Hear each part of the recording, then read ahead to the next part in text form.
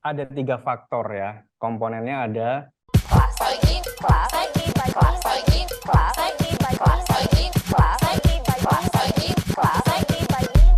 shutter speed, kemudian ada ISO atau orang angkatan saya atau angkatan Pak E bilangnya asa yang pernah ada.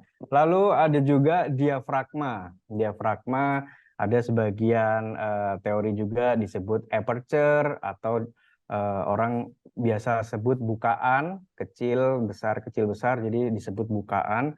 Dan itu adalah pintu cahaya yang paling pertama, makanya disebut bukaan ya. Seperti pintu, dibuka atau ditutup. Kemudian ada juga satuan dari diafragma, disebut F number.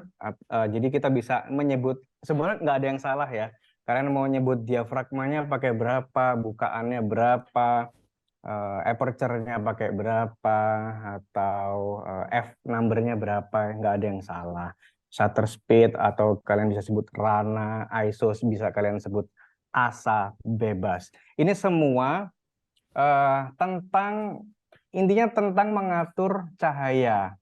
Shutter speed berkenaan dengan gerak, merekam gerak, mau freeze atau mau movement, tapi ujung-ujungnya sama, dia juga berpengaruh ke terang gelap. Kemudian ISO ini kalau teman-teman bilang ada ISO tinggi, ISO rendah, ya itu kepekaan sensor atau roll film menangkap cahaya. Jadi ISO yang makin tinggi makin mudah menangkap cahaya. Dan ISO semakin rendah itu lebih butuh effort untuk menangkap cahaya. Ada dua efek ya dari high ISO sama low ISO. High ISO lebih mudah menangkap cahaya, tapi konsekuensinya grainy. Kemudian kalau gambarnya mau pengen halus, itu gunakan ISO yang rendah, tapi dengan konsekuensi cahayanya Saya. butuh lebih banyak. Kemudian diafragma, mungkin teman-teman di sini juga sudah baca PDF ya. Diafragma ini mengatur tentang depth, ruang tajam, atau lebih gampangnya bokehnya seberapa tebel sih gitu loh. Jadi kalau kalian mau menghafalkan diafragma, bukaan F atau aperture ini apa sih? Ya udahlah, bokeh itu loh. Nah, mau tajam atau mau bokeh gitu, bokehnya seberapa seberapa kental. Nah, itu berarti berkenaan dengan diafragma atau F number. Bukaannya semakin besar atau nilai F-nya semakin kecil, itu artinya ruang tajamnya semakin tipis. Jadi misalkan saya menggunakan, di lensa saya bisa menggunakan aperture atau F atau bukaan 1,4, itu artinya mungkin kalau saya di foto half, yang tajam hanya mata nih. Kalau telinga sudah blur atau sudah bokeh. Kemudian kalau mau tajam semua gimana? Bisa dinaikkan nilai F-nya atau bukaannya dikecilkan. Nah, kalau dikecilkan berarti nanti dari mata sampai ke telinga itu bisa lebih rata tajamnya. Tapi bukaan besar sama kecil itu ada konsekuensinya juga, teman-teman.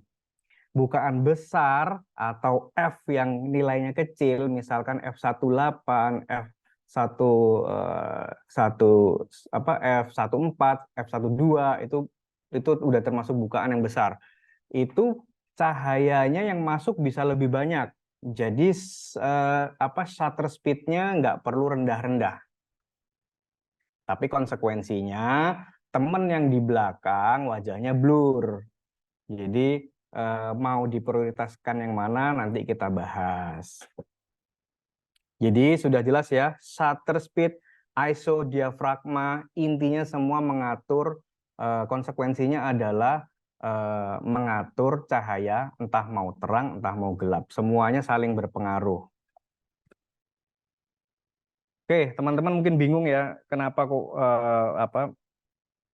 kamera itu bisa sampai ada di layar LCD itu gimana sih? Jadi kalau di era DSLR atau SLR sebenarnya dari lensa itu ibaratnya bener ini ya, dia dia matanya ya gitu. Kemudian di sini ada mirror ya, single lens mirror. Oke. Ini untuk meneruskan apa proyeksi cahaya dari lensa ke viewfinder. Jadi yang dilihat oleh mata itu mirroring dari ini ya.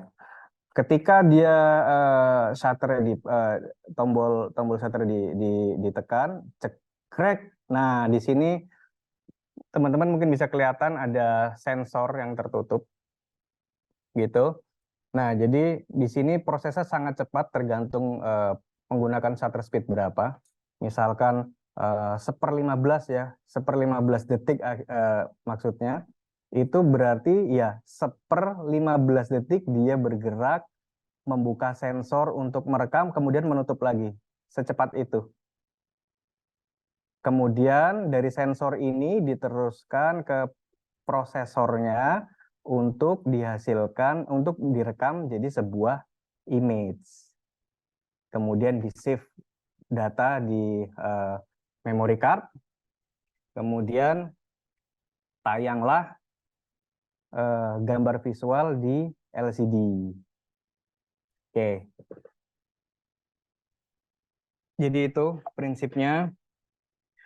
Kemudian di dalam kamera itu elemen pentingnya itu adalah light meter, di mana light meter ini alat ukur cahaya apakah sudah pas atau terlalu gelap atau terlalu terang.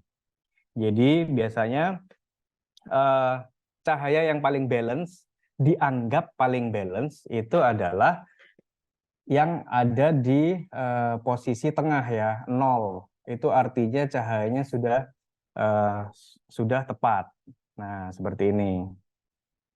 Kemudian kalau ya, kemudian jarum telunjuk di light meter akan sedikit ke arah positif, ke arah kanan. Di beberapa kamera ada yang di arah kiri ya.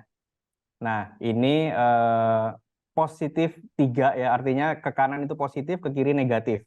Jadi yang ke kanan ini berarti makin terang. Jadi skema yang kedua ini, light meter yang di sini, ini artinya gambar sudah lebih terang daripada persepsi light meter. Kemudian skema yang ketiga yang bawah itu jarum ada di -1 ya. Jadi artinya persepsi cahaya yang ditangkap kamera, itu under exposure atau terlalu gelap. Begitu juga -2 dan -3, berarti gambar yang terekam makin gelap. -2, -3 artinya makin gelap lagi.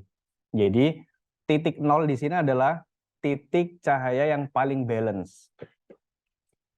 Light meter tidak mengindikasikan gambar ini bagus apa enggak. Ada lagi tetap kembali ke preferensi fotografer ya. Kadang gambar itu harus disajikan tidak dengan kondisi yang normal. Misalkan kalau teman-teman lihat film horor di Netflix, itu semuanya gambar ada di -1, -2 atau bahkan -3. Karena penyajian gambarnya harus sedikit lebih redup untuk impresi penonton yang ingin merasakan sensasi horor ya. Jadi kalau film horor itu dari light meter itu sampai di +2 atau +3 lebih terang daripada yang ada di light meter, dipastikan jadi film drama, bukan film horor. Oke, sebentar, nggak usah. Nah, dan untuk mengatur cahaya yang masuk agar pas seimbang, kita memakai 3 faktor yang telah disebutkan di atas. Oke, itu teorinya. Kemudian mungkin kita akan, oke, ini salah satu interface yang ada di kamera di brand Canon. Bisa dilihat, ini di sini ada shutter speed ya, info shutter speednya berapa, ini f number atau diafragma. Terus ini ISO 400. Kemudian ini yang paling penting, light meter ya. Light meter. Ini untuk mengukur cahaya. Apakah sudah terang, apa pas atau terlalu gelap.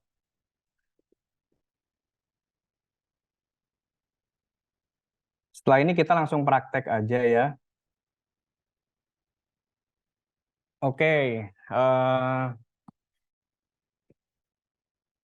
bentar.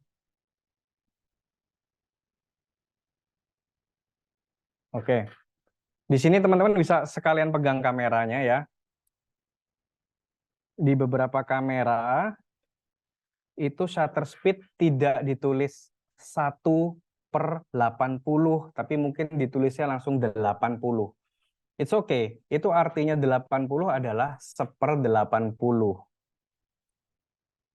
Seperti ini ya. Nah, ini udah dijelaskan di PDF-nya Pak E. Kemudian ketika ada tanda kutipnya, artinya speednya sangat rendah, yaitu itu sudah hitungannya detik. Misalkan di sini angka 2 tertera di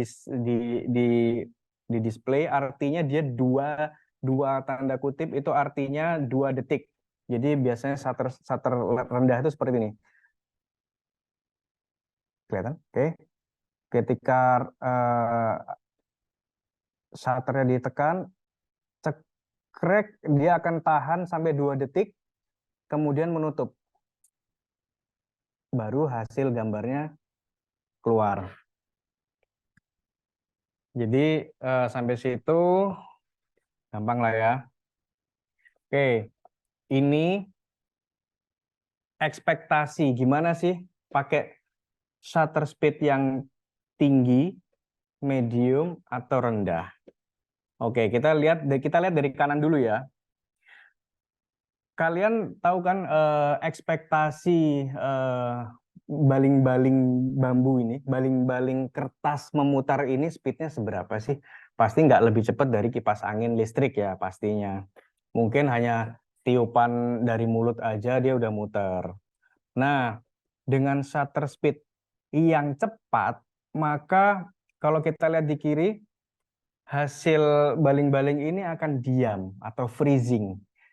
Jadi seakan-akan dia sama sekali tidak gerak. Medium speed, nah ini berapa nilainya? Ini perlu kita coba nanti masing-masing ya. Kalau saya tebak, ini yang medium shutter speed ini untuk baling-baling mutar ini seperempat puluh aja udah seperti ini. Nah, gimana caranya untuk mengimpresikan benda bergerak lambat itu sepertinya dia ngebut? Misalkan baling-baling tadi ini ya, ini muternya lambat. Tapi saya ingin nih impresi orang ngelihat ini baling-balingnya ngebut banget, seperti kena angin ribut gitu. Maka kalau di tengah ini menggunakan speed 1/40, mungkin ya, mungkin.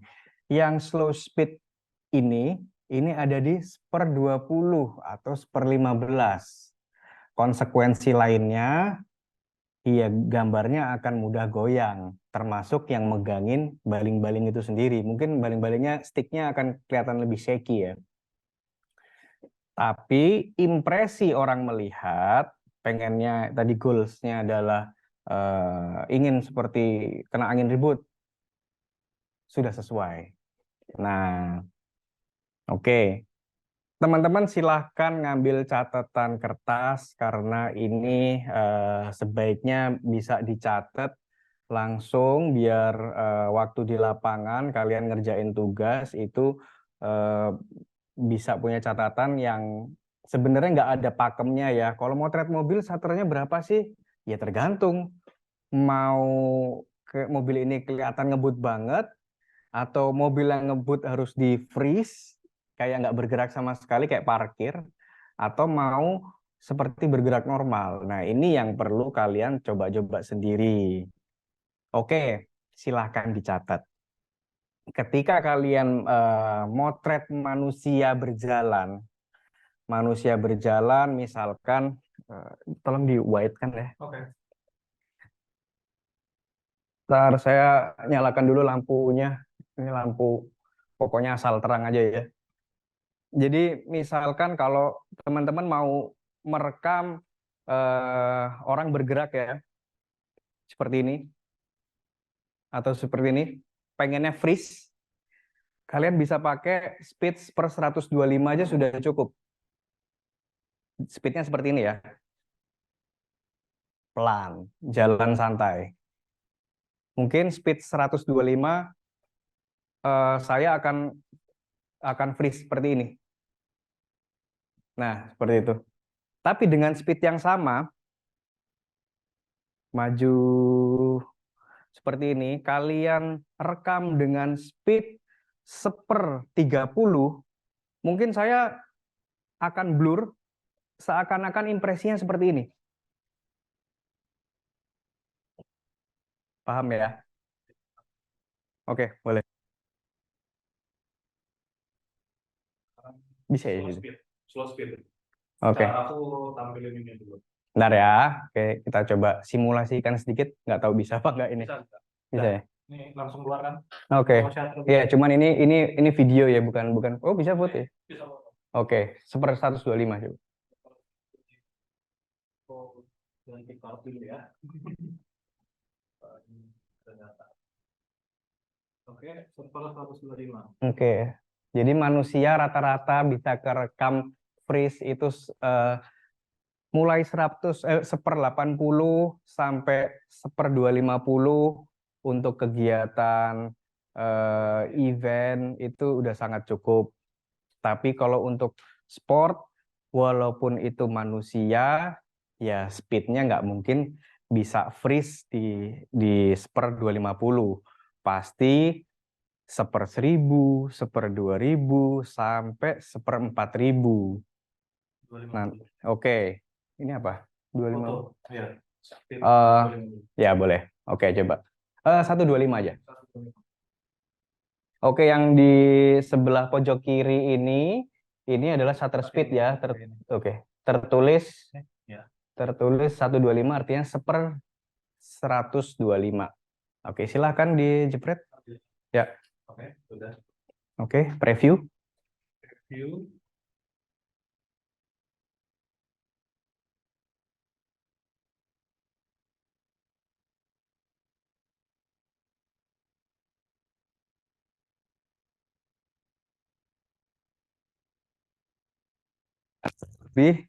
Lebih cepat.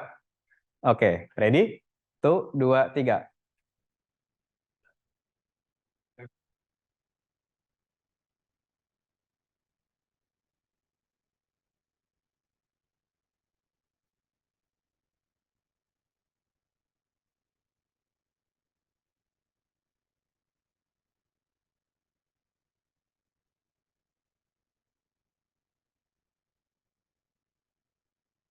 Lima motret orang sudah cukup, tapi itu relatif. Ketika orangnya berlari berbeda lagi.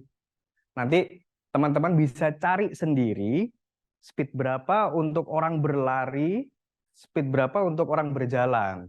Tapi kalau misalkan teman-teman kayak di event corporate atau apapun event yang mungkin wedding, biasanya rata-rata 1/125 sampai 1/250 itu sudah cukup.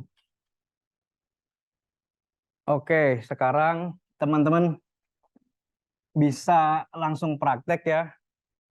Buka kameranya, angkat kameranya, bukan angkat ya, pakai. Itu kita akan mencoba foto, nanti langsung kita lihatkan ke, ke kamera gimana hasilnya. Udah siap teman-teman?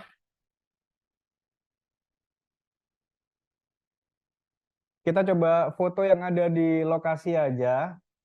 mungkin kalau misalkan teman-teman sendirian ada di kafe atau di kamar sendirian, silahkan eh, foto monitor aja ya, monitor.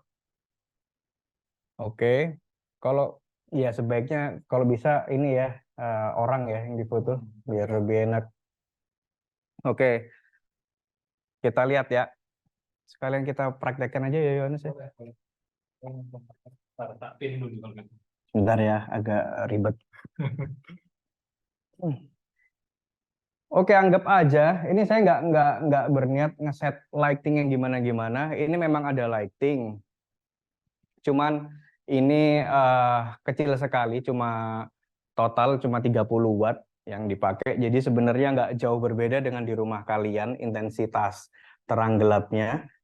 Nanti kita simulasikan bareng. Boleh minta tolong hostnya pin 2 ini. ID satu lagi. Boleh minta tolong Mas Dio untuk apa ya? Nah, share jadi split screen. Oke, untuk pin monitor apa namanya? Ini yang namanya ya materi. Gala Indiga materi. Iya, Apa operator? materi. Materi. Nah, sip. Bentar ya.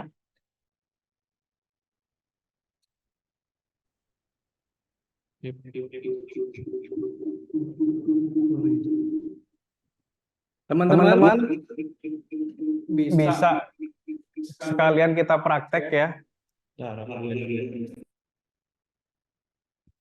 Oke, keluarkan kamera kalian semua, foto teman sebelah. Foto teman sebelah menggunakan shutter speed per 60 aja deh. Per 60, udah nggak usah ngelihat F-nya berapa atau ISO-nya berapa, pokoknya jepret dulu temen yang di situ.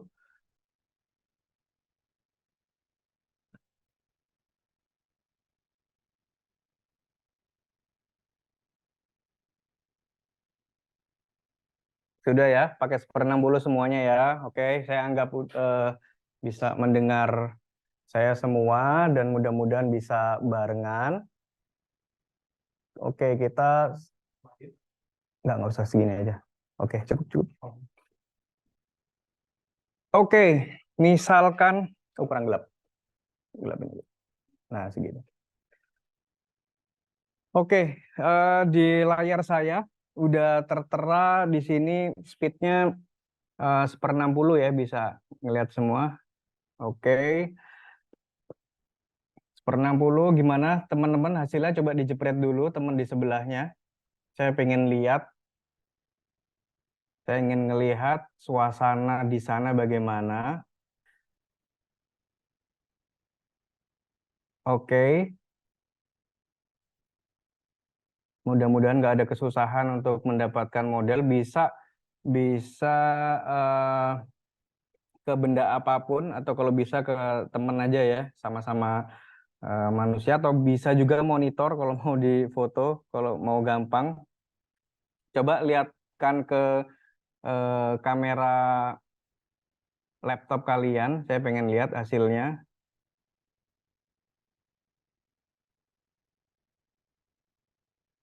Saya belum ngelihat teman-teman.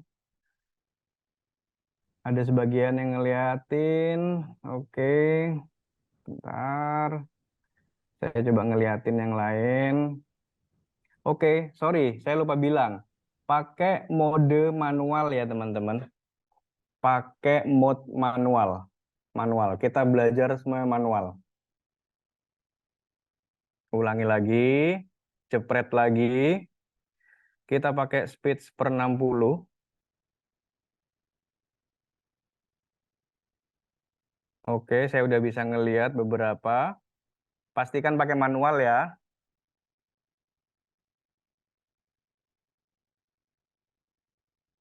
Oke, ada lagi yang lain.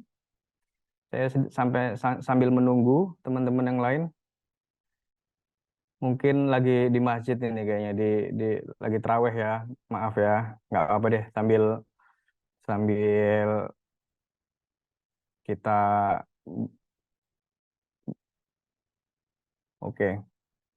Oke, bisa bisa saya lihat ya di sini ternyata memang hasilnya cukup variatif ya. Ada yang sudah cukup terang, ada yang masih under. Oke. Nah, oke ada yang under, banyak sekali yang under ya karena yang emang udah malam juga ya. Oke, jadi kenapa sih kok berbeda-beda gitu hasilnya ya antara antara teman satu dan teman lain gitu. Nah, tentu tentu karena intensitas cahaya yang ada di tempat teman-teman ini berbeda-beda. Ada yang sangat terang, ada yang gelap, ada yang nggak ada lighting, ada yang di warung dengan cahaya yang eh, apa adanya. Nggak apa-apa, kita sedang merekam manusia dengan prioritas manusianya ini, talentnya ini bisa terekam dengan jelas, tidak shaky, tidak juga terlalu freeze ya. Jadi sebenarnya masih natural. Kalau misalkan lagi ada teman yang minum gelasnya shaky itu sangat-sangat natural, nggak apa-apa. Kalau semuanya shaky, nggak jelas, akhirnya background lebih tajam daripada yang difoto, itu jadinya goals-nya berbeda. Oke, setelah shutter ini eh, ternyata dari teman-teman sekalian ada yang gelap. Saya lihat ada yang gelap di sini ya. Ada yang gelap shutternya. Silahkan turunkan shutternya sampai gambarnya terang. Saya nggak nyuruh teman-teman ganti F number atau ISO ya. Kita masih membahas tentang rana atau shutter speed. Tetap di 1/60 tadi. Kalau dinilai gambarnya masih terlalu gelap, silahkan diturunkan shutter speed-nya teman-teman. Dari 1/60 mungkin jadi 1/15 atau mungkin ada yang hitungan detik saking gelapnya ruangan. Silahkan foto sampai terang. Saya di sini mau ngasih tahu ada batasan di mana human gesture ketika kita motret ini ada batasan. Biasanya kita itu sudah nggak bisa memegang kamera dengan steady ketika di bawah 1/60. Sebagian orang ada yang 1/125 itu sudah shaky. Itu mungkin ada karakter orang yang megang kamera itu agak tremor ya. Jadi beda-beda nih. Kita kita masing-masing berbeda. Jadi cari batasan kalian selambat apa sih kalian bisa. Kalau di saya kebetulan eh, karena dulu biasa membawa kamera yang heavy, yang berat, saya bisa sampai 1/20. Tapi sayanya still, tapi talentnya yang nggak still, yang bergerak ya. Jadi sama aja. Kitanya bisa steady, tapi talentnya tidak bisa pose dengan steady, iya shaky juga gambarnya. Jadi kita ingat-ingat ya, bisa dicatat human gesture. Saya ambil general aja. Biasanya manusia kita sebagai fotografer bisa handheld aman itu di paling lambat 1/60. Bagi teman-teman yang bisa mencoba di bawah 1/60, bagus, itu berarti limitasi kalian untuk memotret. Misalkan kalian motret di taman yang gelap, kalian nggak bawa tripod, kalian bisa tuh. Makanya penting teman-teman untuk mengerti limitasi shutter speed di masing-masing tangan. Jadi nggak bisa kalian, oke, Yohanes, tolong fotoin saya di 1/40. Yohanes, tangannya tremor. Nggak bisa, dia harus 1/125.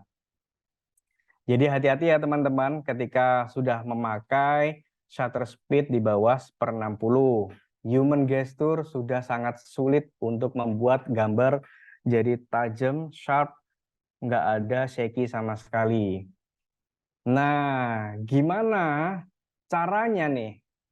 Mas Gala, gimana nih caranya biar 1/60, kalau mau turun lagi, tangan saya goyang.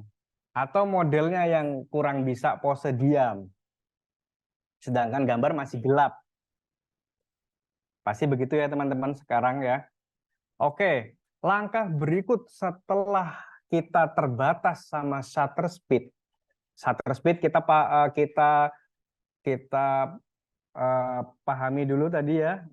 Paling rendah 1/60, di bawah 1/60 agak sulit dapat gambar yang nggak shaky, selalu agak goyang, agak blur ya. Gimana nih caranya? Gambar masih gelap, shutter speed udah batas yang paling bawah nih. Nah, shutter speed udah paling ini berapa nih? 1/60. Oke, kita lihat langsung nih ya.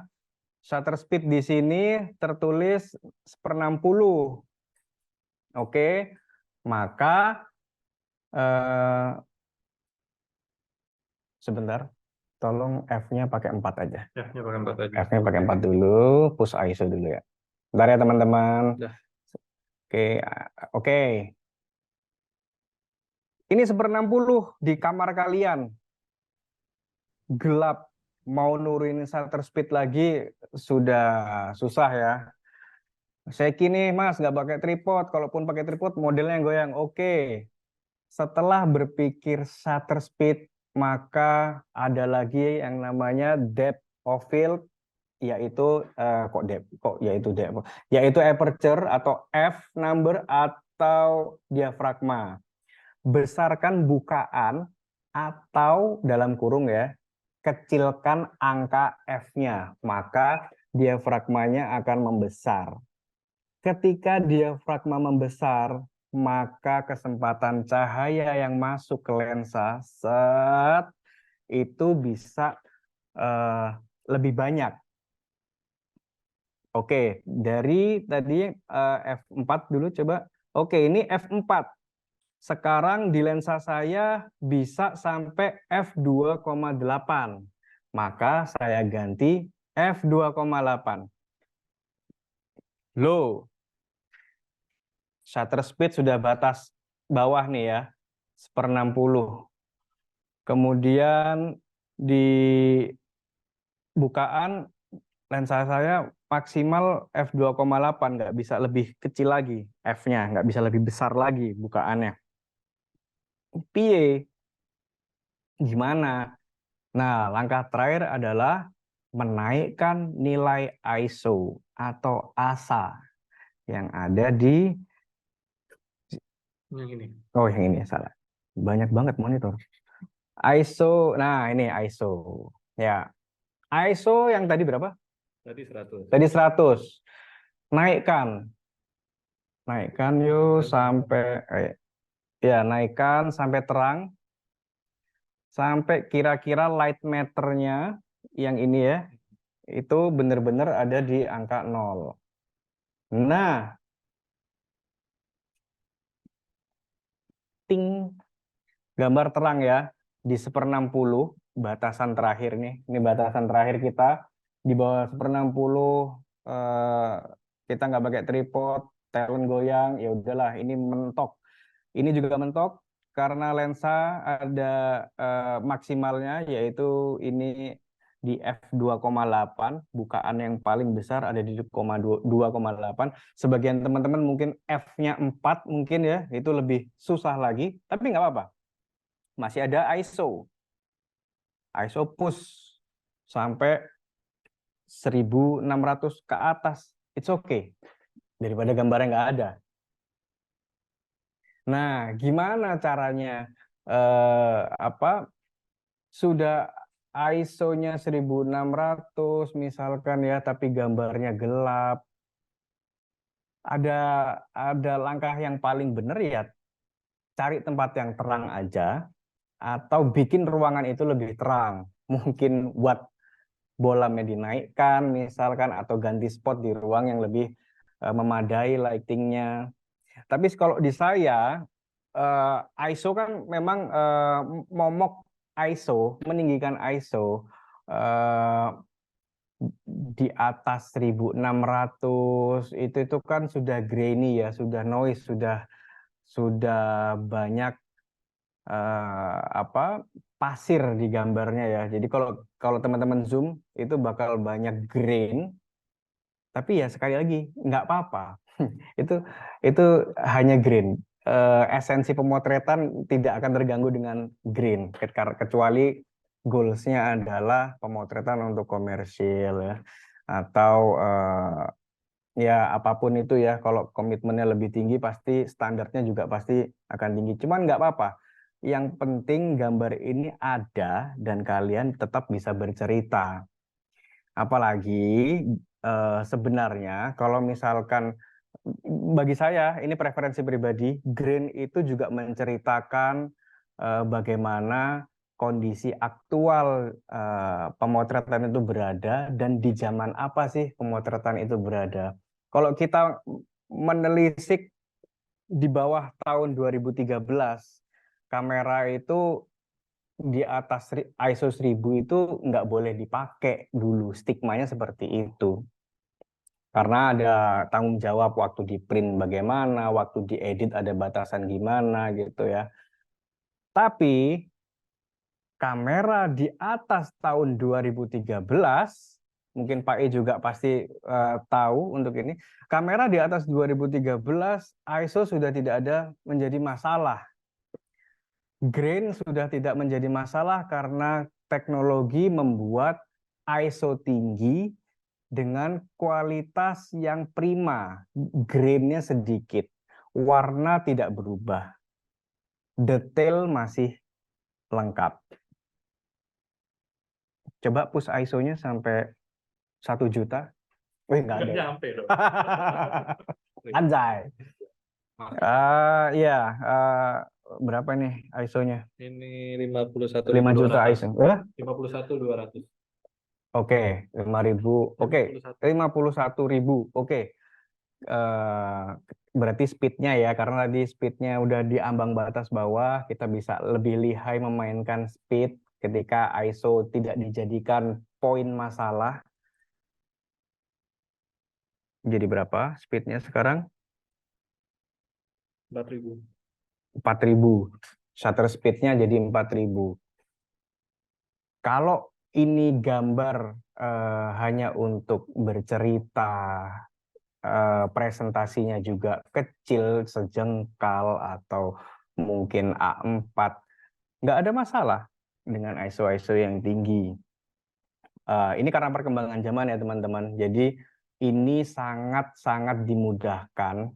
Setelah tahun 2013 ke atas, kita sangat dimudahkan dengan teknologi bahwa kita sekarang nggak ada batasan motret dengan lighting yang redup, motret di terowongan yang gelap juga sudah bisa karena push ISO tidak merusak gambar. Jadi teman-teman yang punya kamera di atas tahun 2013 nggak perlu mempermasalahkan grain. Gitu, karena hanya ada kamera-kamera baru hanya ada grain bukan noise. Nah, dulu yang mengganggu adalah noise. Kalau grain itu hanya pasir-pasir kasar, kalau noise itu memberi pasir itu jadi berwarna lain. Jadi berwarna ungu, biru, ya kan ya? Iya, Ya, hijau. hijau. Jadi impresi foto ini gimana sih kok kain hitam jadi ada bintik-bintik warna-warni. Nah, itu dulu.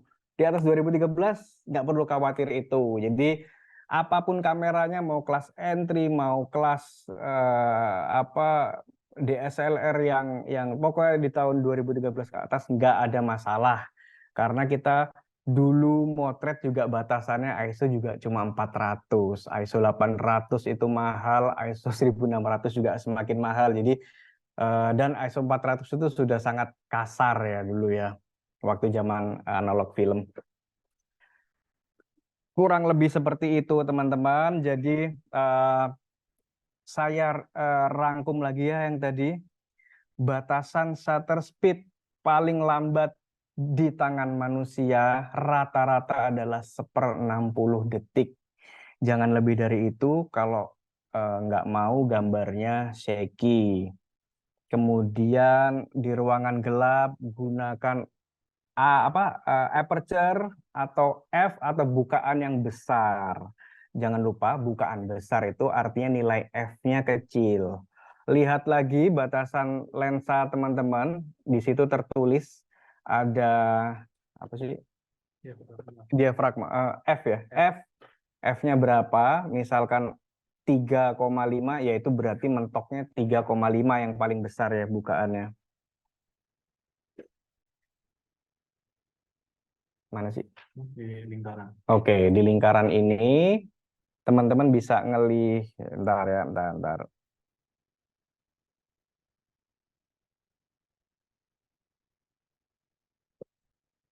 Mana sih? Udah. Nah, di sini ada 1,8 ya. Itu artinya bukaan terbesar di 1,8.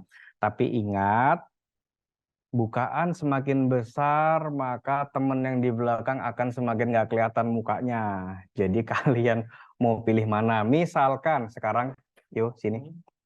2,8 ya. Ya. Kamu di belakangku sini yuk. Oke. Nih, duduk sini yuk.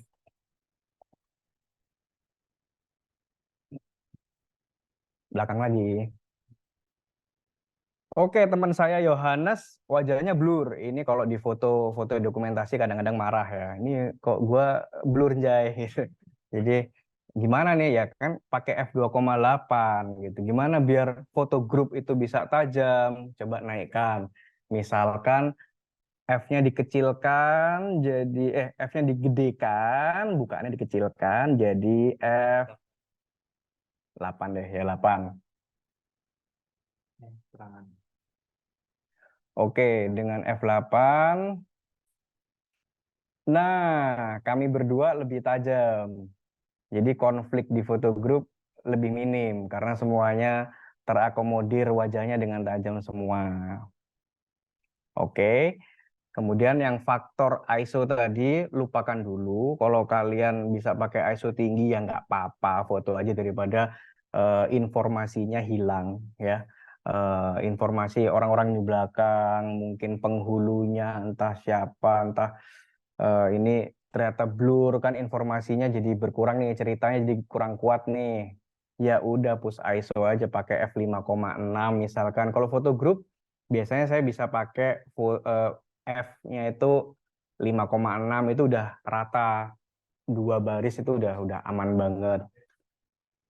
Oke, ya itu untuk sensor-sensor kecil. Kalau sensornya makin besar biasanya ada variabel depth of field-nya lebih tipis lagi gitu. Misalkan pakai kamera dengan sensor medium format, f4-nya medium format dengan f4-nya di sensor kecil seperti APS-C itu di medium format lebih blur lagi. Jadi lebih challenging ya motret dengan sensor yang besar-besar itu ya. Mungkin foto grup tadi, foto buat reunian itu butuh f13 biar tajam namanya teman-teman belakangnya.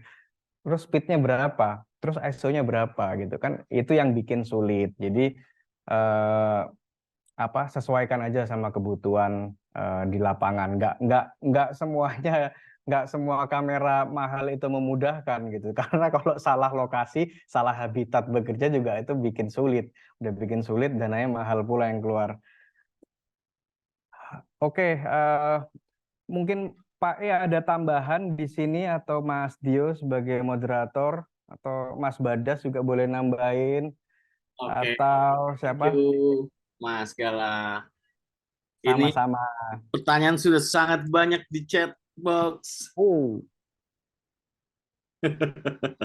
bentar. Ngombe. Wih, Minum dulu, Mas Gala, minum dulu. Wah, Mas Gala, yang operator mati kameranya.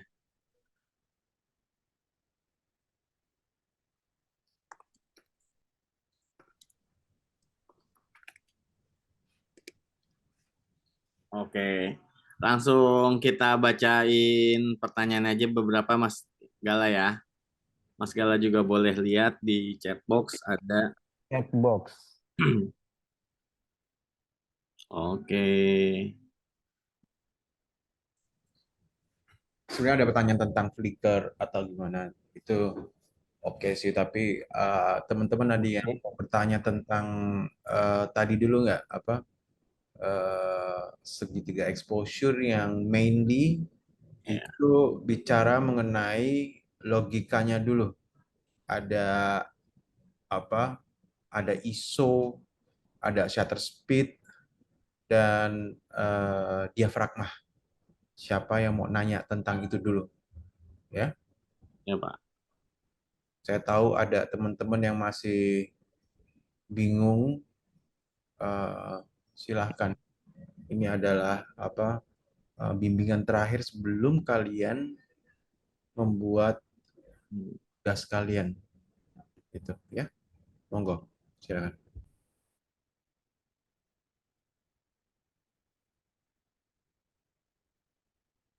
Oke, tak bacain dulu aja nih. Ada. Monggo Mas. Dari Atika Dewi. Boleh dibuka, di unmute Kak Atika Dewi. Iya, Mas Gala. Ya,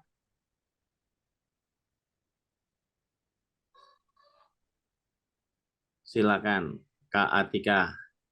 Iya, mau tanya untuk yang light meter tadi kan sempat jelasin. Nah, itu untuk sebelum foto aja atau bisa dilihat juga dari hasil yang udah berubah foto gitu? Bisa dilihat light meternya juga nggak, Mas? Gitu. oke. Terima kasih. Oke, terima kasih Atika. Jadi light meter ini kegiatan sebelum kita menekan shutter ya. Jadi kita bisa melihat kalau teman-teman pakai mirrorless sekarang dimudahkan. Kadang kita melupakan udah bullshit sama ini sama light meter. Karena kan kita bisa ngelihat dari sebelum ditekan pun kita udah ngelihat ya exposure-nya udah terang apa apa masih gelap gitu ya.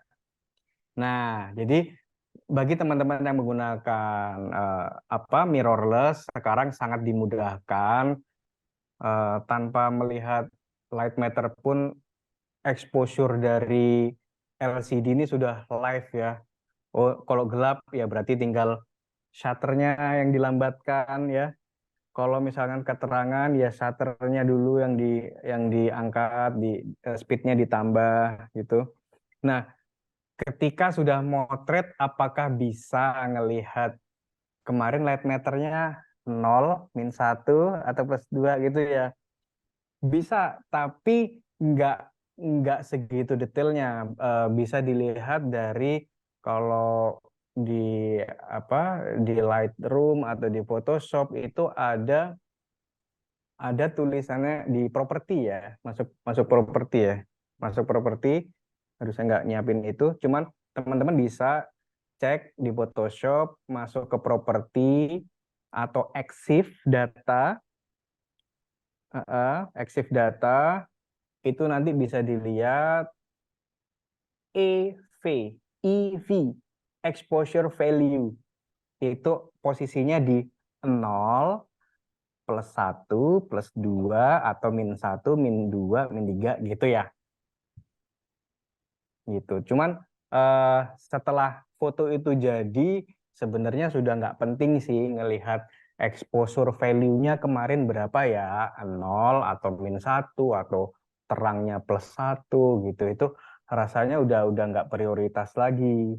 Yang penting kira-kira gimana fotonya, sudah bagus apa belum, apa sudah cukup pas apa belum gitu. Nggak semua foto kalau manut sama light meter itu dibilang benar. Karena untuk mendapatkan mood kadang-kadang kita harus menggelapkan ruangan yang terlalu terang. Ya, atau di satu kasus kita harus membuat ruang ini impresinya sangat terang. Berarti kan udah nggak bisa mutlak lagi kita mengacu ke light matter ya. Seperti itu. Nanti saya akan perlihatkan beberapa contoh foto saya, bahkan nggak benar secara light matter. Nanti ya, stay tune. Sampai sahur. Lanjut. Sampai sahur. Siap, Mas. Thank you, Kak Atika. Selanjutnya ada Zainal Arifin. Boleh dibuka Zainal Arifin. Adakah Zainal Arifin?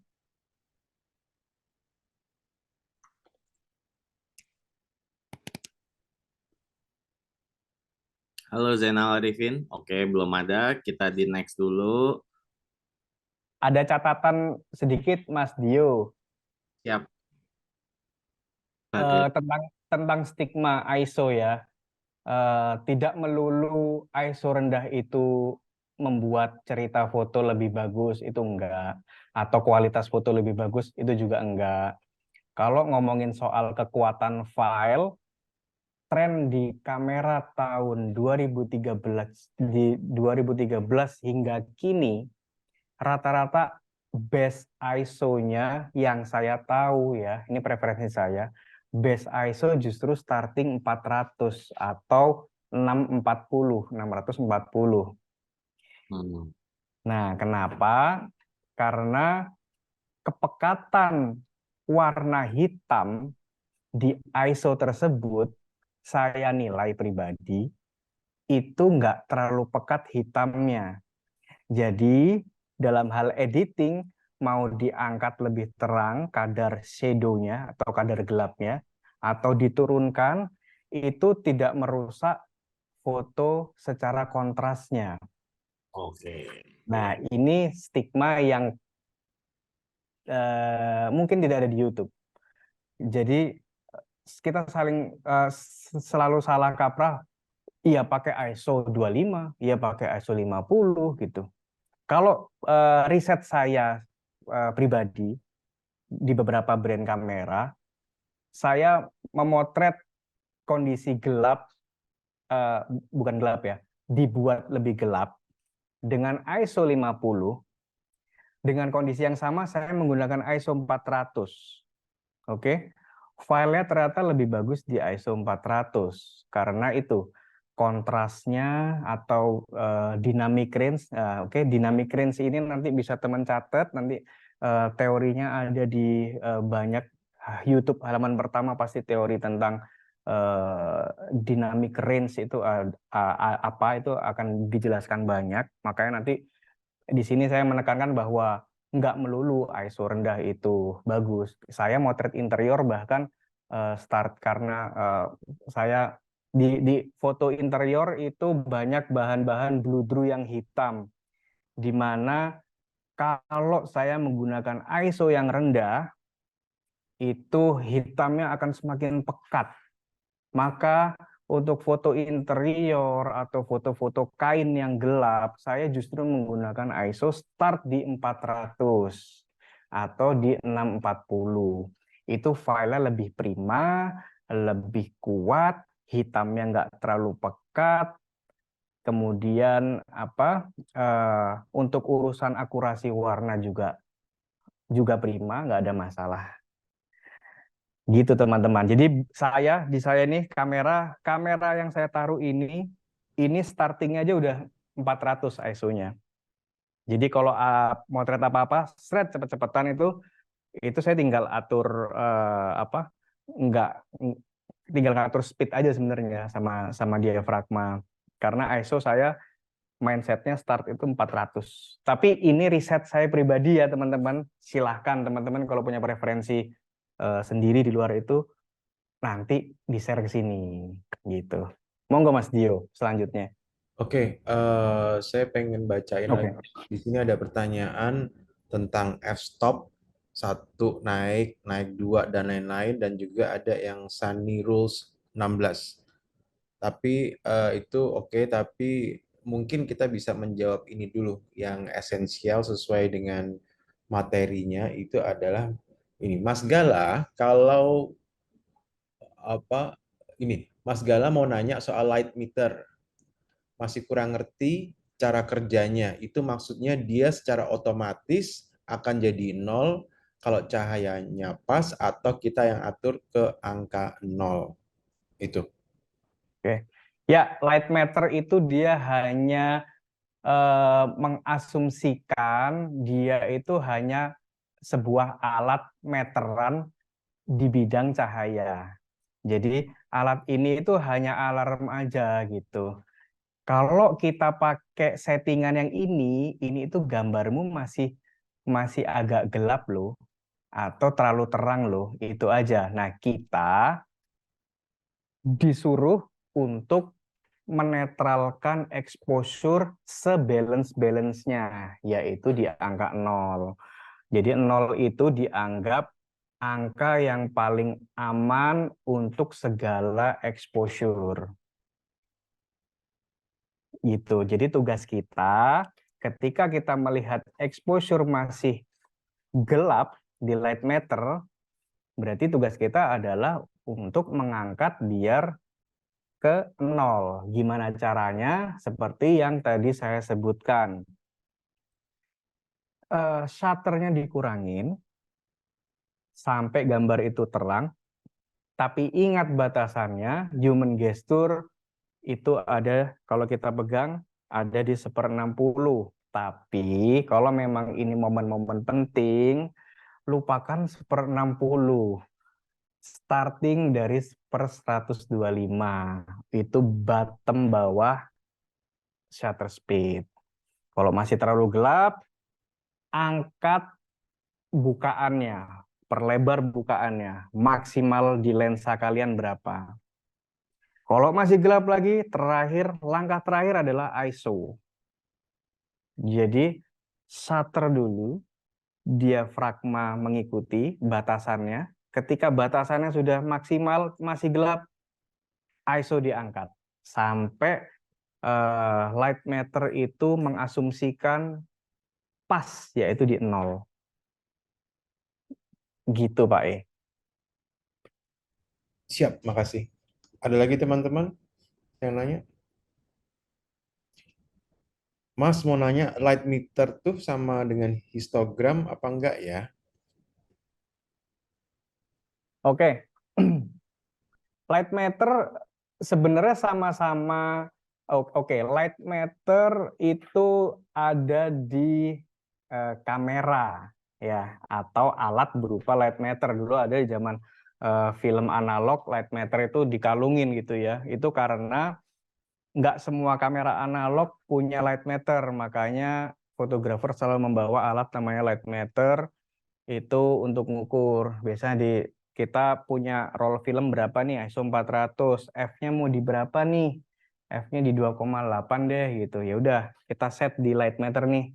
Jika F Tunggu deh Dio, ini ada light meter nih, biar teman-teman. iya.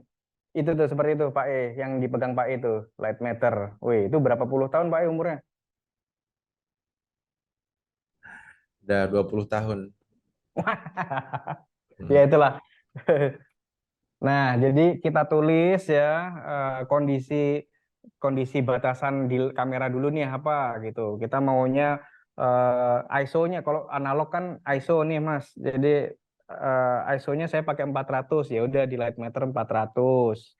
Terus F-nya mau pakai berapa? Pakai 5,6 deh. Oke, 5,6. Nanti light meter ini seperti kalkulator, maka didapat kondisi cahaya ini kondisi cahaya ini menggunakan shutter berapa, kayak gitu. Tinggal kita tulis kita putar nih di kamera. Oh, didapat 1/250.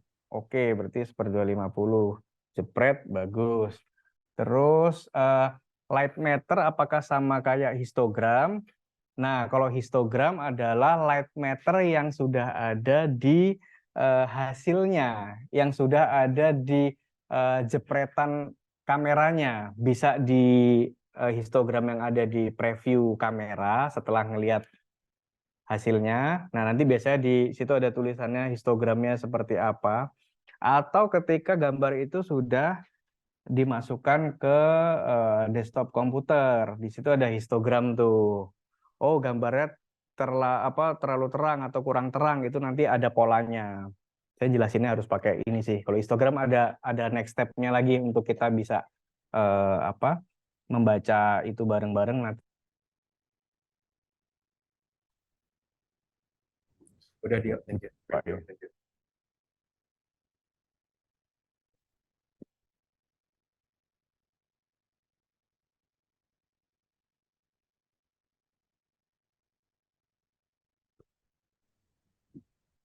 Mas mau nanya, apakah perhitungan f-stop menjadi penting dalam komunikasi dalam tim jika sedang dalam proses produksi?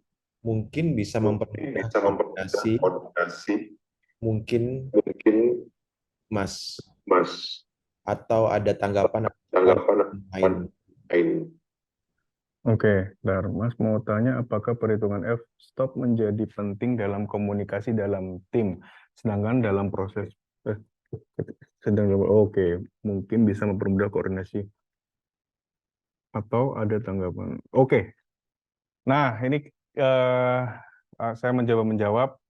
Sebenarnya itu sudah kalau di dunia profesional itu udah nggak di jarang ya itu diterangkan kalau di ini sebaiknya pakai F berapa gitu, karena kita goals-nya adalah membuat gambar sesuai dengan brief. Jadi obrolan-obrolan teknis kadang-kadang sudah nggak diomongkan gitu.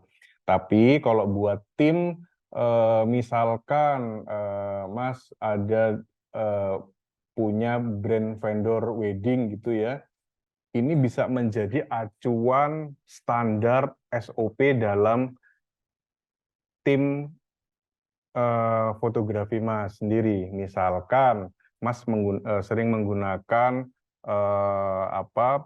fotografer lepas atau freelance, jadi setiap minggu itu timnya berubah-ubah nih.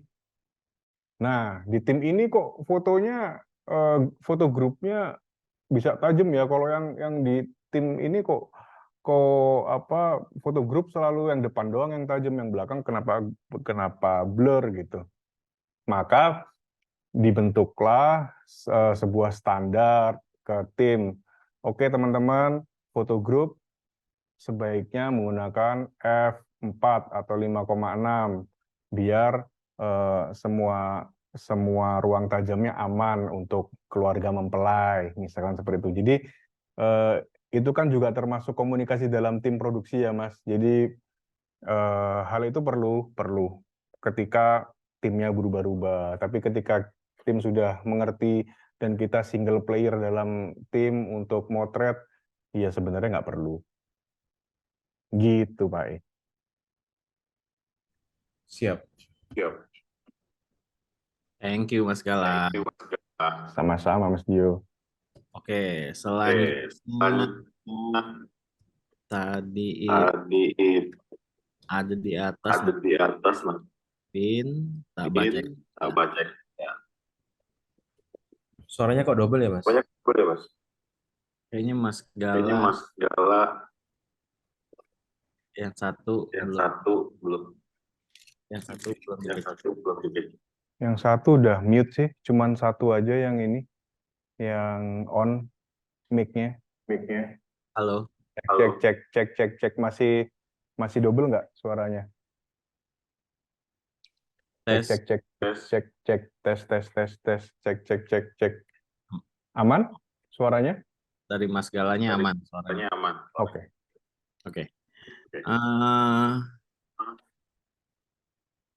Mas Gala, dari Zainal Arifin, ketika di tempat gelap, mau nggak mau harus pakai shutter.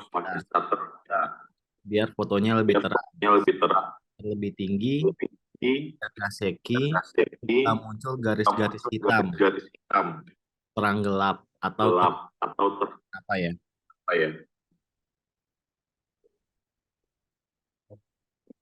Bentar, Mas. Itu pertanyaan yang dari peserta siapa, Mas? biar saya Zainal baca nggak Arifin ada di putus-putus. paling atas dia. Oke, oke, oke. Nah, Nih tak paste di chat paling bawah. Hmm.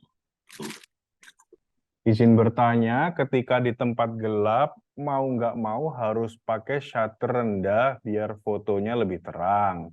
Saat nyobain shutter lebih tinggi, biar nggak shaky, suka muncul garis-garis hitam, terang gelap, itu apa ya? Oh, itu biasanya itu kecampur sama lighting LED, LCD, atau apapun lighting dari monitor di acara tersebut. Jadi intinya itu flicker. Nah, gimana cara menangani kondisi flicker tersebut?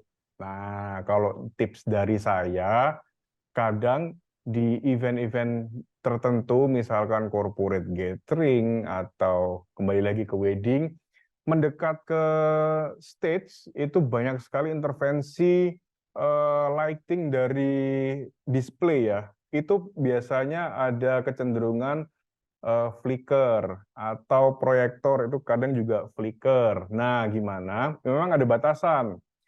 Cara motretnya pertama jangan cari yang paling prima berapa. Biasanya 1/60 itu aman dari flicker. 1/80 lalu 1/100 flicker lagi. Kemudian nggak flicker lagi di 1/125 atau 1/120 kalau ada. Itu kadang-kadang nggak terjadi seperti itu lagi. Jadi di sini yang diprioritaskan adalah shutter. Coba Mas bisa coba di speed 1/125 atau 1/120 atau 1/60, tapi resikonya terlalu besar yaitu shaky. Coba di 125 push ISO, mestinya udah nggak ada gejala seperti itu lagi. Kalau masih burst, jadi kalau di 125 masih flicker, pakai burst saja continuous ya. Trek, trek, trek, trek, trek, trek, trek. Ambil nanti foto yang garisnya minim. Gitu. Pengalaman saya pribadi. Mungkin ada teman-teman yang punya tips untuk menghalau flicker lain juga bisa. Ada juga yang kamera mirrorless-nya itu menggunakan electronic shutter. Kadang-kadang itu bisa menimbulkan rekaman-rekaman flicker. Harap diganti ke manual shutter. Kadang-kadang ada tuh di kamera-kamera kekinian itu ada fitur itu. Gitu, Mas Dio. Oke. Mau nambahin aja, jadi flicker itu apa sih? Jadi flicker itu kalau misalkan teman-teman tahu itu ada sebuah bagian gambar yang terang dan gelap ya. Itu dihasilkan dari frekuensi listrik. Jadi katakan lampu neon atau LED. Itu kita mungkin ngelihatnya itu ratanya terang. Tetapi sebenarnya LED itu atau layar display yang dari proyektor itu mereka itu mempunyai gelombang listrik yang dia berjalan ya. Dia berjalan. Nah, kayak gitu tuh. Nah, itu flicker. Nah, teman-teman bisa melihat Ini ya. posisi berubah pada saat Mas Gala merubah speed-nya itu. Ya. Nah, sebenarnya itu adalah imaji dari gelombang atau frekuensi listrik yang dihasilkan dari cahaya lampu tersebut. Ya. Dan masing-masing lampu tersebut memiliki frekuensinya masing-masing. Nah, di sini harus kalau misalkan kita memotret dalam keadaan yang terkontrol, di mana kita bisa mematikan beberapa lampu, kita riset lampu mana ini yang bermasalah, kita nyoba nih, lampu A nyalain, yang lainnya dimatiin. Kemudian lampu B kita nyalain, yang lain dimatiin, sehingga kita tahu ini frekuensinya yang paling eh, menyebabkan gangguan tuh yang mana. Nah, kita bisa mengantisipasi dengan memainkan shutter speed, ya. Shutter speed. Kenapa? Karena flicker ini katakan dipengaruhi dari eh, cepatnya. Semakin cepat buka tutupnya, semakin dia pasti akan menangkap garis-garis ini. Kalau misalkan shutter speed-nya semakin lama membukanya, artinya gerakannya itu tidak tidak tajam semua, sehingga gimana jelasinnya Mas Gala ya. Jadi eh, menyempatkan lampu tersebut terangnya itu rata dulu, baru ketutup lagi, paham nggak?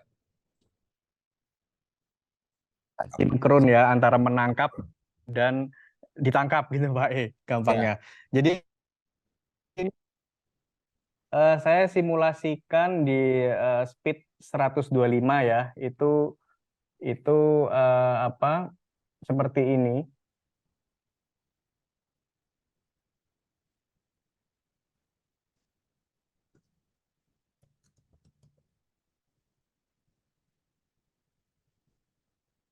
Nggak mesti semuanya ini hilang, karena kalau udah satu ruangan ternyata lampunya lampu tua atau lampu dengan hertz yang sudah nggak.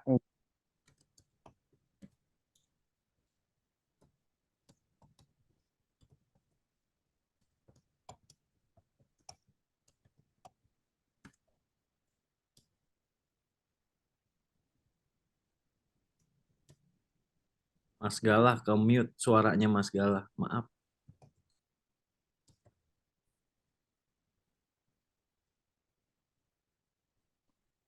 Ya, jadi kondisi, nah ini di 1/60. Nah, 1/60 clear. Tapi ada resiko shaky ya kalau foto. Oke, seperti ini teman-teman. Jadi karena ini ada 3 lighting yang mendominasi di ruangan ini, jadi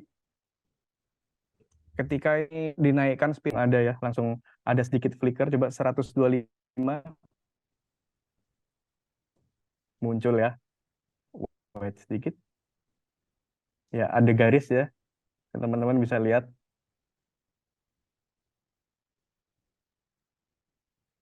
Kalau ini acara berupa event, memang kita kadang nggak bisa ngakalin, ya sudah mungkin, tapi nggak semua lighting itu flicker, kita hanya bisa menjauh dari sumber cahaya yang flicker. Biasanya lampu itu lampu yang sudah tua atau lampu yang memang sistemnya dia beda hertz ya, bukan masalah wattnya. Yuk kita balik.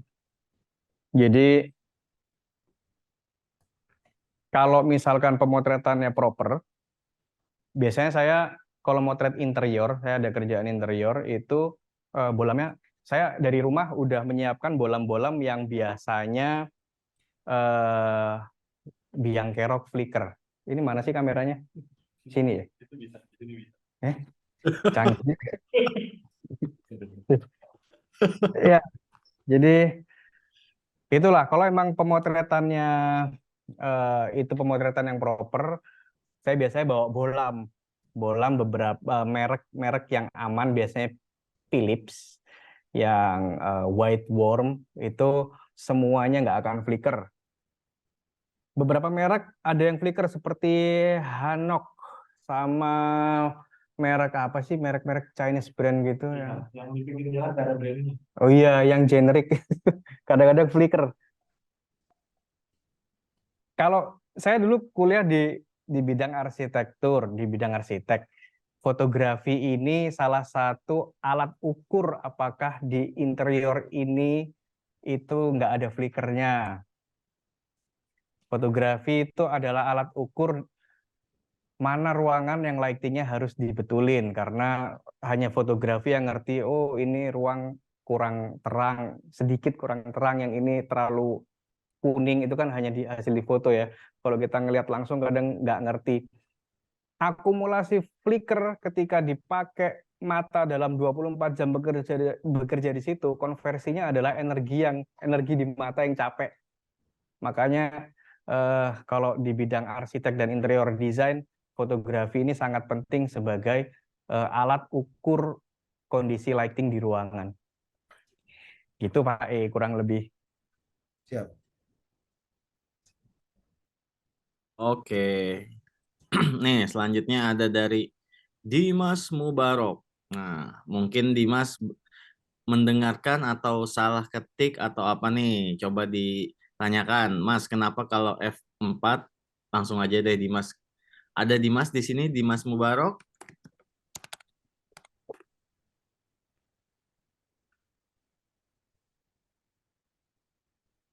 Halo, Dimas Mubarok. Halo Mas, Ya, silakan. Tadi yang ditanya yang di chat tuh, silakan. Mas mau nanya ini Mas ya. Biasanya kan aku pakai F4 sampai 5,6. Nah, itu kok belakangnya tetap ngeblur ya Mas ya. Misalnya aku pakai manualin, depannya ngeblur, belakangnya fokus. Itu kenapa ya Mas ya? Coba dulu. Oke, ada, bentar ya, saya siapkan kameranya dulu. Coba di zoom, udah mentok nih zoomnya. Coba, iya udah mentok. Bentar ya.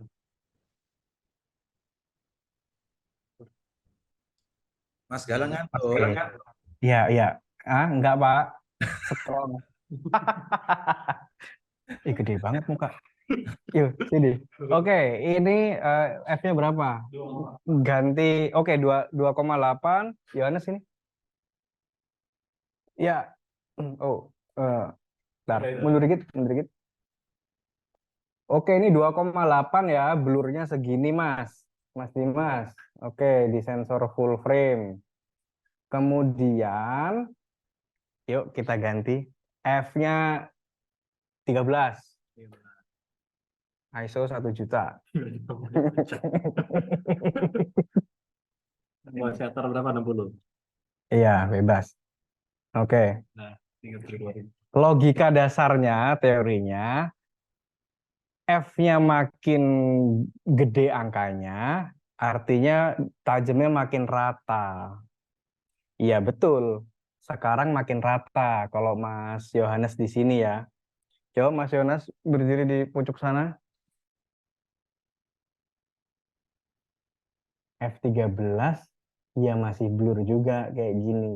Jadi ada, selain depth of field ini, ruang tajam ini, selain eh, nilai F-nya semakin tinggi, semakin tajam semua, tapi ada faktor lain, yaitu zoom rasionya. Zoom rasionya itu apa sih? Atau distance ratio juga ngaruh ya. Jadi walaupun saya pakai F13, mungkin wajah Mas Yohanes di sini cukup tajam.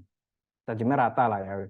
Tapi ketika dia sangat jauh, tetap F berapapun dia tetap akan blur. Tapi tidak serusak F 2,8 ke bawah, misalkan F14 ya, coba 2,8 ya. Ada nggak ini apa F 0,5 gitu, nggak ada. Nggak bawa lens aja. Wih, 0,5 ada. Oke. Nah, oke, ini berapa? 2,8. 6. Itu sih. Oh iya, itu oh iya, belum ya, masih lagi. Sorry. Oke, 2,8. Mas Yohanes di sini, Mas Yohanes ini. Deket sini, Mas. Nah, 2,8 kalau segaris ya tajam juga, Mas. Iya kan? Jadi ini memang ada rasionya, cuman perhitungan rasio distance ke lensa itu akan bisa 1 semester sendiri kalau dijelasin. Sekarang mundur lagi. Ya, sama-sama blur seperti F13. Cuman f2,8 yang paling blur gitu. Toleransinya mau pilih mana ya disesuaikan kebutuhan.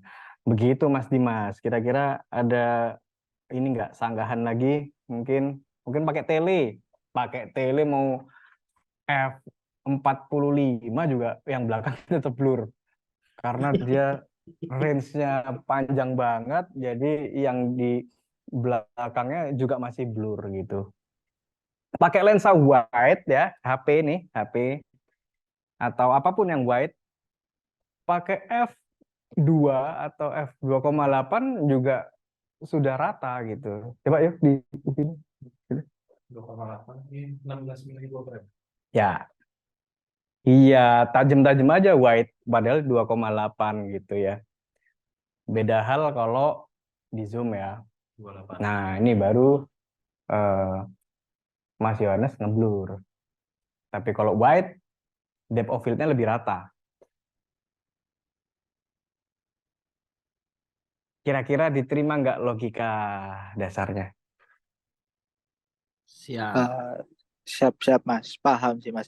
Tapi kemarin itu saya buat foto produk, jadi saya plating dalam satu meja itu kayak yang bagian belakangnya itu jaraknya sempit sih sebenarnya, tapi kok ngeblur ya gitu. Apa harus disejajarin semua Mas ya?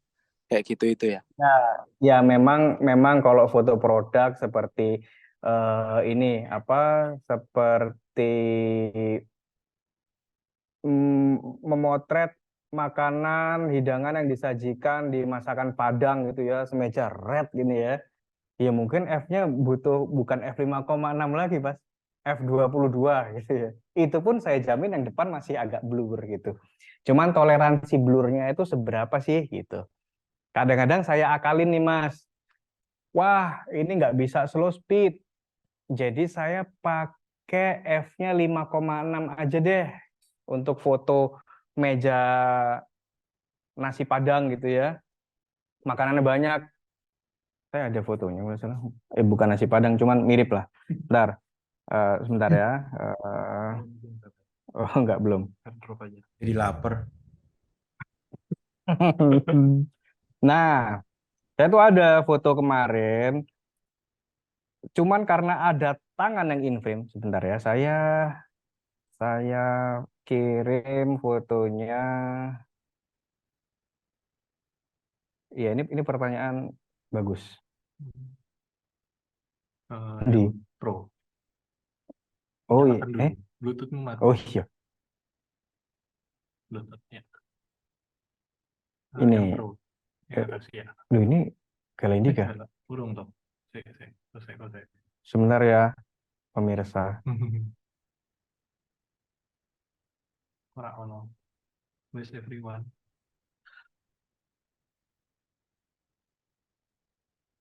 Ke sini aja. Oh, ini. Nah, Ini ya. Mau ke sini. oh ya, ke situ. Sorry. Tapi ini udah di layout ya. Jadi saya juga punya kerumitan itu juga kemarin. Sebentar ya, Mas. Dah. Yoi, ini makanan Sunda. Jadi tantangannya adalah ini lampu meja belajar. Bahkan bukan lighting yang proper ya. Ini lampu meja belajar yang akhirnya saya beli, ya ini dadakan karena ini kafe teman. Akhirnya wah ini harus ditolong nih, ini resto baru. Ya udahlah saya fotoin gitu. Tapi nggak bawa alat-alat kan, ya cuman kamera aja, lighting nggak bawa. Akhirnya saya beli lampu merek Philips yang pure white yang 20 watt apa berapa belas watt gitu ya. Nah, kurang terang dong kalau buat pemotretan yang handheld. Ini handheld ya teman-teman. Jadi saya akhirnya gini Mas Dimas, saya ini gimana caranya biar depth-nya dari depan sampai ke belakang itu rata. Batasan saya F-nya di 5,6 waktu itu, karena speed sudah 1/30. Ini tangan karena ada talent tangan ya, itu bukan manekin jadi tangan. Akhirnya ya udah saya 4 sih, sorry 4. F-nya 4. Pasti dengan konsekuensi depan sama belakang blur. Betul kan? Nah, caranya saya ambil gambar ini dari jauh ya. Terus di crop. Megapiksel berkurang lumayan. Cuman karena ekspektasinya ini untuk sosial media, jadi nggak masalah. Nah, kenapa saya ambil mundur? Kalau misalkan tadi kan teorinya, ketika lensa lebih menjauh atau dibuat lebar, maka depth of field-nya akan rata walaupun f-nya 2,8. Sebaliknya, ketika kita motret misalkan sate yang di tengah itu pakai f13 tapi di zoom banget nih, yang belakang tetap blur. Jadi yang saya lakukan biar tajam sampai depan itu mundur lagi sampai orangnya ini kelihatan, orang yang megangin itu wajahnya kelihatan. Saya ngeraunya ada di harddisk yang lain. Jadi orang yang megang ini wajahnya masing-masing kelihatan saking jauhnya. Nanti saya crop. Nah, dengan f5,6 tajamnya sudah rata dari depan sampai belakang. Gitu Mas Dimas.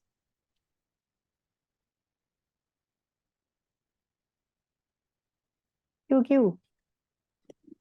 Siap Mas, sudah paham Mas. Wah, mantap. Nah, kalau kayak gini jadi paham Mas. Kemarin soalnya saya kebingungan kok masih ngeblur aja ya. Kalau udah kayak gini, terima kasih Mas, paham Mas. Apa semua Mas? Oke.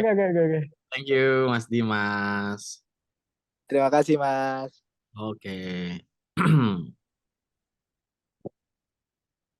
Selanjutnya itu kita lihat. Nah, Farhan Saputra mungkin bisa buka. Oh, salah. Stop share. Farhan Saputra. Malam, Mas. Ya, malam. Ini Malam. silakan bertanya nanti, silakan. Saya mau nanya, Mas, kalau buat semacam sesi foto keluarga gitu, untuk bukan diafragma itu yang cocok tuh sekitaran diafragma berapa ya, Mas? 5,6 gitu masih masih blur apa udah cocok kayak atau nggak 5 atau nggak bukan 6 sampai 7? Oke, Mas Farhan tadi sebenarnya sudah dijelasin. Silakan, coba kira-kira dari hasil sharing tadi Mas Gala info, sekiranya udah dapat apa nih? Bisa menjawab nggak kalau menurut Mas Farhan kira-kira? Mas, mau maaf Mas, saya baru gabung tadi. Oh, baru gabung. Iya, baru tarawih saya tadi. Subhanallah. Jadi gini Mas, mungkin Mas Dimas bisa menjelaskan. Betul. Oke, jadi Kita ajak teman-teman Mas Dimas benar yang menjelaskan. Mau nggak Mas Gala? Nanti kalau kurang iya ditanya dong. Dimas. Iya dong. Waduh, Mas Dimas, waktu kan lu ya jelang dos. Mas Dimas dibuka dong videonya. Halo Mas.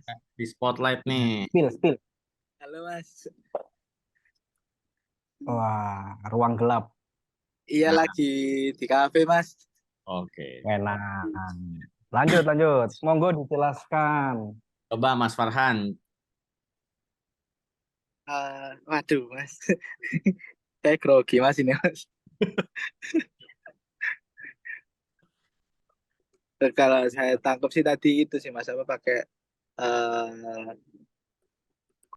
apa ya dia tuh.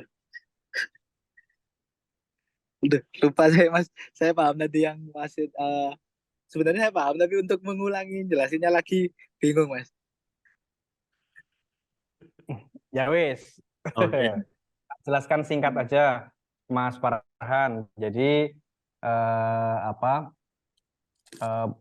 Yang saya harus tanya balik malah ke Mas Farhan, batasannya apa Mas di lapangan? Mas itu foto di studio ataukah foto di outdoor dengan lighting apa adanya atau gimana? Coba diceritakan Mas. Mas menggunakan lensa apa, kameranya apa gitu. Oh iya. Izin saya menjelaskan ya Mas ya. Kebetulan saya pernah ambil Oh. foto wisuda. Kebetulan itu tempatnya itu tuh di outdoor, di semacam lapangan yang luas gitulah Mas, kayak hutan gitu. Nah, kebetulan saya pas itu dalam sesi foto keluarga itu saya pakai diafragma sekitaran 5.6 sampai 6 titik berapa gitu Mas. Tapi pas saya selesai foto nih, saya cross check kembali kok hasilnya kurang tajam Mas. Oke, Mungkin itu ya. Mas.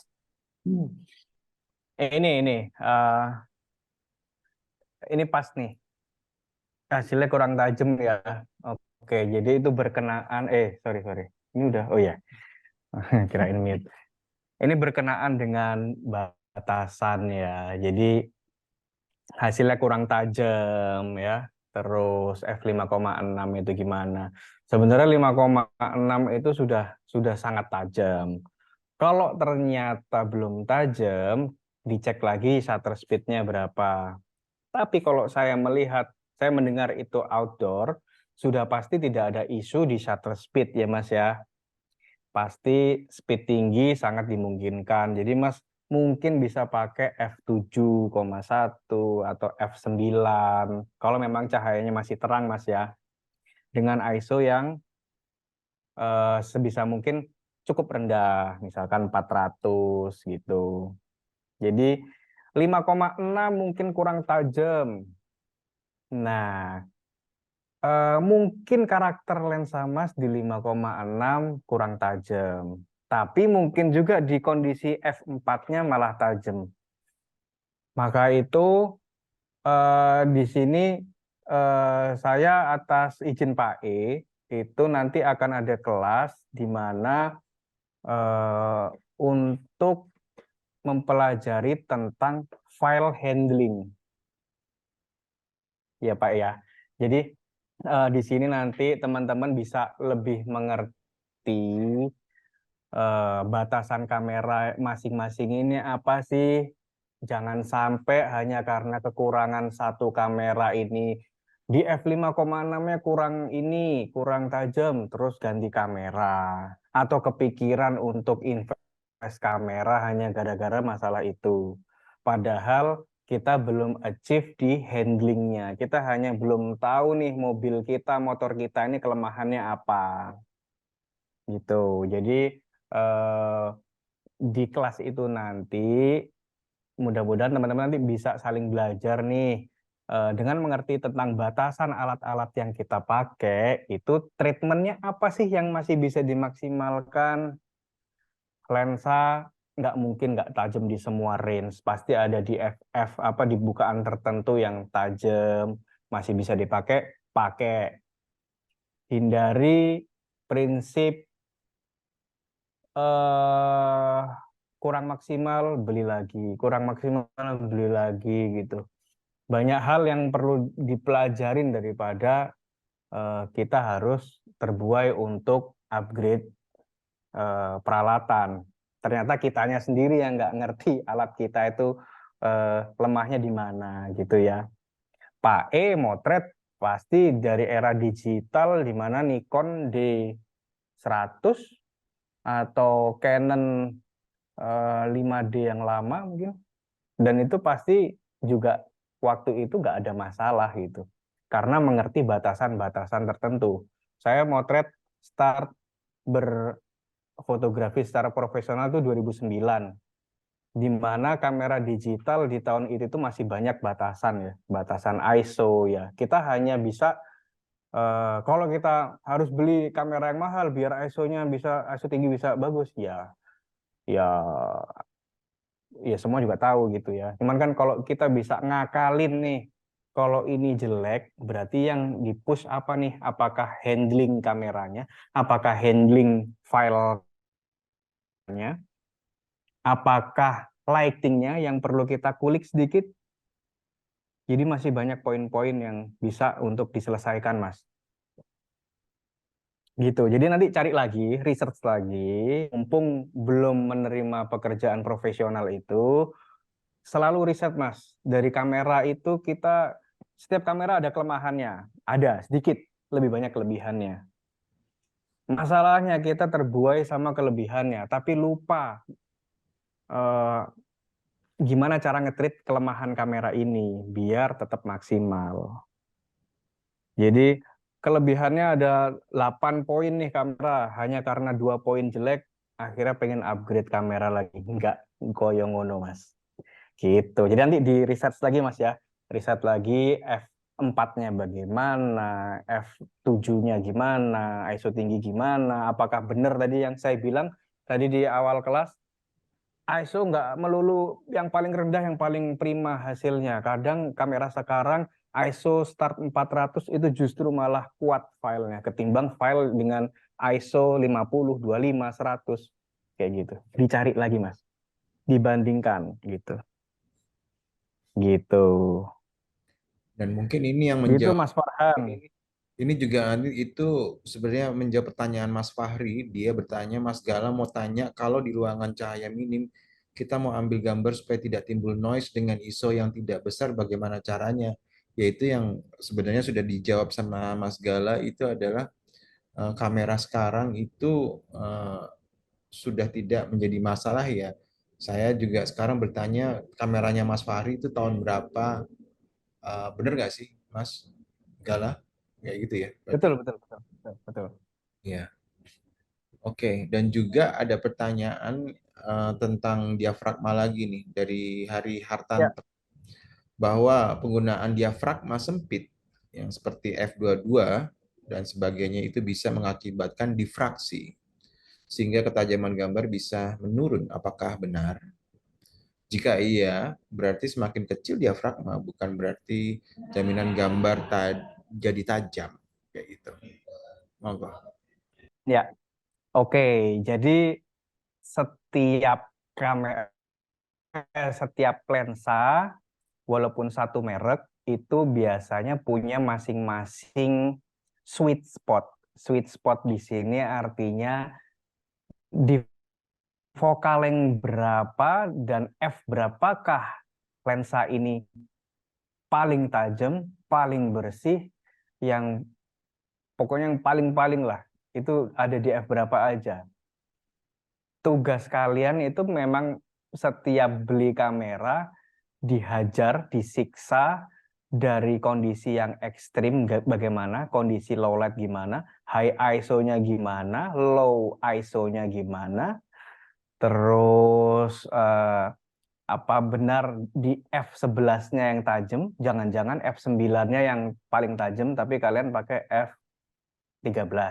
Berarti kan ada hal mubazir yang selama ini dipakai.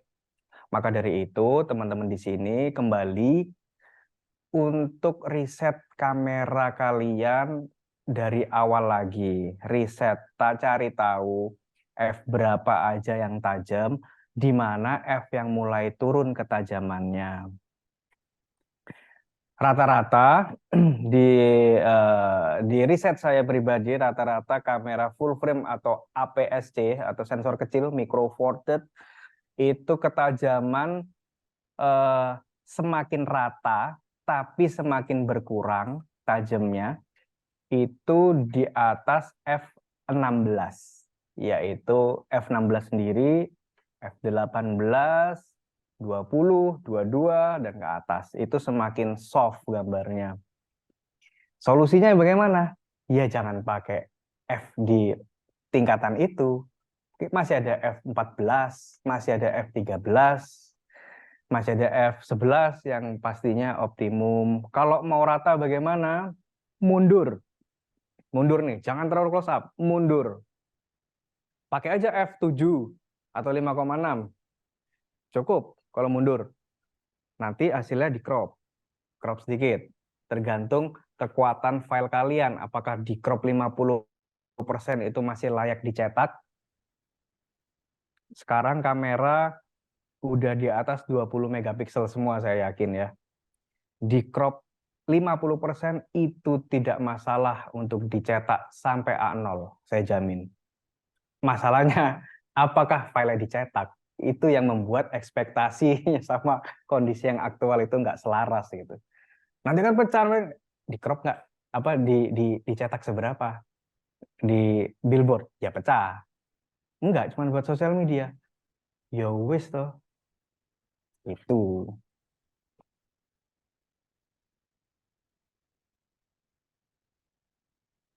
Oke, thank you Mas Gala. Mas Farhan, aman? Sudah terjawab? Oke, aman Mas. Mungkin untuk kameranya lebih apa? Lebih saya kulik lagi lebih dalam ya Mas.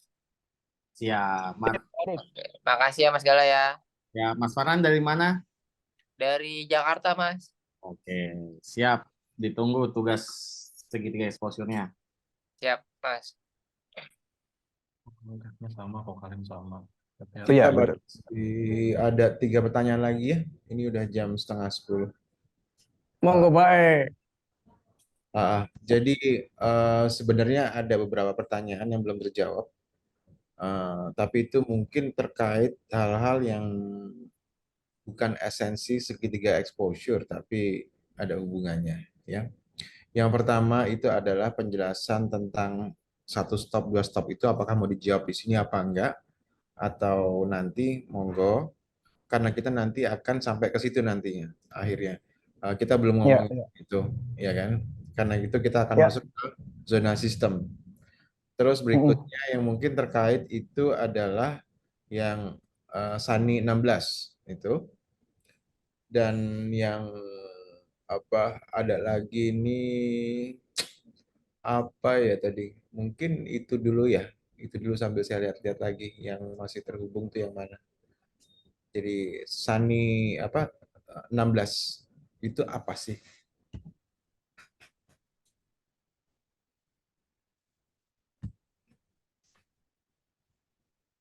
SANI 16. 16. Yes. Sebenarnya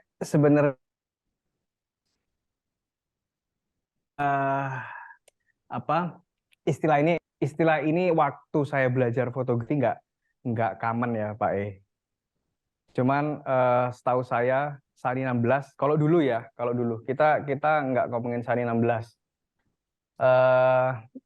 Waktu saya di zaman roll film itu ketika pakai film ISO 400 ya, ketika kita melihat matahari itu meremnya sampai mengernyitkan mata, itu saya hafal itu saya menggunakan f antara 14 sampai 16.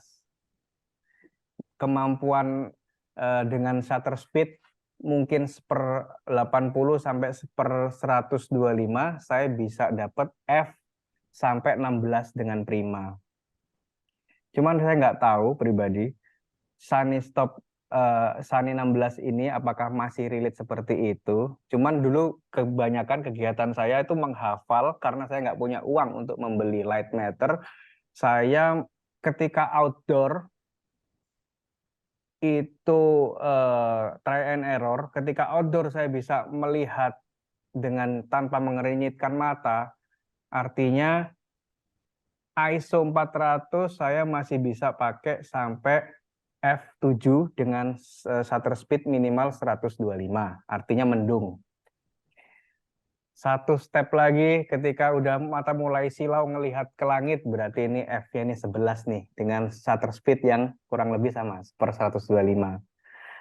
Ketika jam 2 siang nih matahari nih terangnya bukan main di ISO 400, saya udah merem kayak gini, itu saya biasanya pakai f16 dengan speed yang sama. Nah, seperti ini. Kayaknya seperti itu, Pak Bener nggak sih, teman-teman? Saya malah mau tanya. Ya, jadi ada sebuah teori di mana pada saat matahari benar-benar tidak tercover oleh awan ya, yang artinya itu adalah direct sunlight ya, di bawah sinar matahari terik.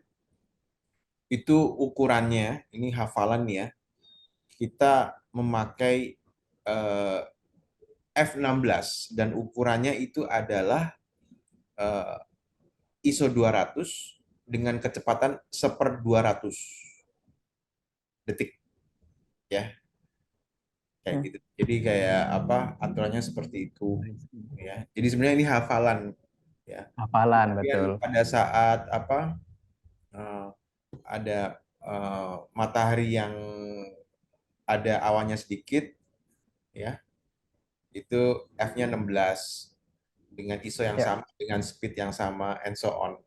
Sebenarnya itu adalah yang digunakan oleh street photographer yang harus bergerak cepat, ya, bergerak cepat menangkap momen. Jadi apa, mereka menghafalkan lihat langitnya seperti apa, dia langsung pasang setting kamera di angka-angka yang sudah ditentukan itu. Jadi mereka bisa mendapatkan sebuah momen dengan cepat tanpa melakukan perubahan-perubahan settingan. Yang mereka lakukan itu adalah mengatur fokus, gitu, ya.